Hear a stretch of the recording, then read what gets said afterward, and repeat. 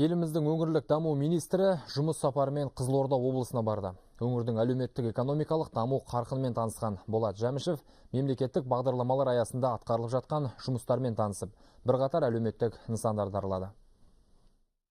Өңірлік даму министрі алдымен облыстық мекемелер үйінің жаңа ғимаратына бас сұқты. 26 мемлекеттік мекеме жайғасатын нысан жуырда пайдалануға беріледі. Мұнда салалық шұғыл қимылдау және басқару орталығы ашылмақ. Ведомство басшысы сондай-ақ қаңқасы қаланып 5 жыл қозғаусыз тұрып, құрылысына енді жан біткен ана мен бала орталығына да барды. Заманауи құрылғылармен жабдықталатын 200 орындық емдеу мекемесі жақын арада ашылады деп күтілуде. Құрсақ ішілік ақаумен туылатын балдардың саны азаймай отыр. Осы пренатальник диагностика жұмысын біз өз деңгейінде жасауымыз керек. Сондықтан мынау бірінші рет генетикалық орталық осы перинатал орталығында ашуын болжамдап отырмыз. Одан басқа мынау қазіргі таңда өздеріңіз білесіздер, мынау бедеулікте бір үлкен проблема болып жатыр. Жалғыз біздің облыстан емес, республика бойынша. Сондықтан осындай орталықты пайдаланып, біз осы жасанды ұрықтандыру орталығы, эко орталығында ашуға жоспарлап отырмыз. Болат Жәмішев аймақтың даму динамикасы мен өңірде асырылатын тың жобалармен бірқатар мәселелер талқыланған жиынға қатысты.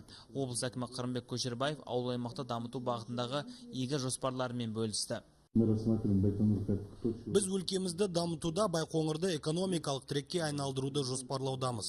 Экспо 2017 көрмесінің негізгі нысаны саналатын Жұлдызды қалашықтың айналасындағы Ақай Төретам ауылдарын бірге дамытуымыз қажет. Біз Ресей елімен бірігіп жол картасын әзірледік. Сондай-ақ Қамбаш көлі мен Қорқыт ата мемориалы да өңірдің экономикалық және рухани жобалары санатында.